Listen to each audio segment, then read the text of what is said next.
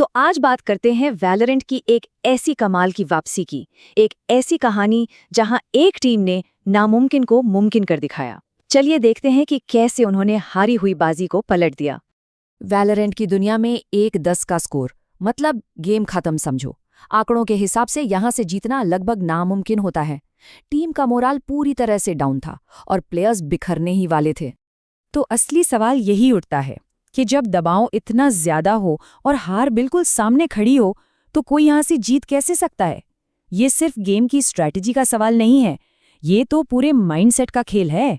तो वापसी की इस कहानी में आगे बढ़ने से पहले ये समझना बहुत जरूरी है कि हालात असल में थे कितने खराब। चलो उस अफरा तफरी और पैनिक को महसूस करते हैं जो उस वक्त टीम में फैला हुआ था। स्क्रीन पर जो दिख रहा है वो है शुरुआती कम्युनिकेशन का हाल। मतलब एक ही बात को कई लोग एक साथ चिल्ला रहे हैं, मिड मिड मिड मिड। ये कोई स्ट्रैटेजी नहीं है, ये बस पैनिक है, शुद्ध पैनिक। और फिर इस तरह के कॉल्स आते हैं, भागो बेटा। इसमें कोई प्लान नहीं है, बस एक बेबसी है, एक हताशा है। टीम पूरी तरह बिखर चुकी थी और हर कोई बस अपनी जान बचाने के लिए भाग रहा था। अच्छा, कहानी में एक सेकंड का पॉज लेते हैं।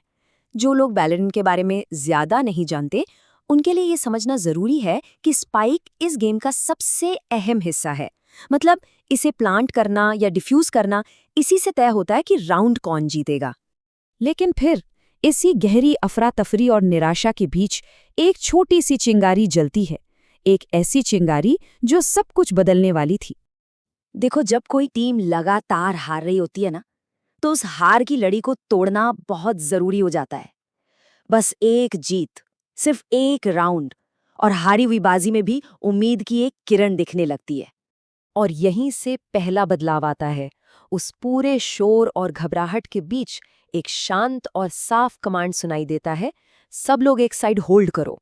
ये टीम वर्क की तरफ उठाया गया पहला छोटा लेकिन सबसे जरूरी कदम था।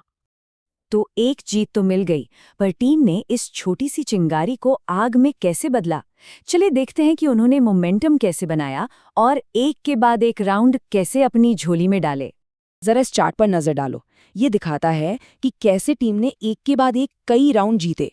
स्कोर 10-1 से सीधा 10-7 हो गया।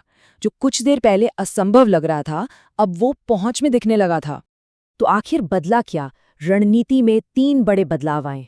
पहला, अब हर कोई चिल्ला नहीं रहा था, बल्कि एक साफ आवाज निर्देश दे रही थी। दूसरा, खिलाड़ी अब अकेले नहीं लड़ रहे थे, बल्कि एक टीम की तरह, एक यूनिट की तरह हमला कर रहे थे। और तीसरा, हर जीत के साथ टीम का जोश और एनर्जी बढ़ती जा रही थी।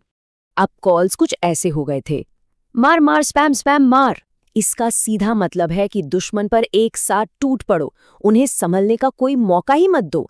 ये एक कोऑर्डिनेटेड अटैक का, एक साथ मिलकर खेलने का एकदम सटीक उदाहरण है।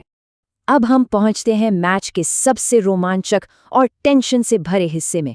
स्कोर लगभग बराबर हो चुका है और प्रेशर तो अपने चरम पर है। हर एक सेकंड कीमती है। स्कोर अब 10-11 है। जरा सोचिए, जो टीम 1-10 से पीछे थी वो अब जीत से सिर्फ 2 राउंड दूर खड़ी है।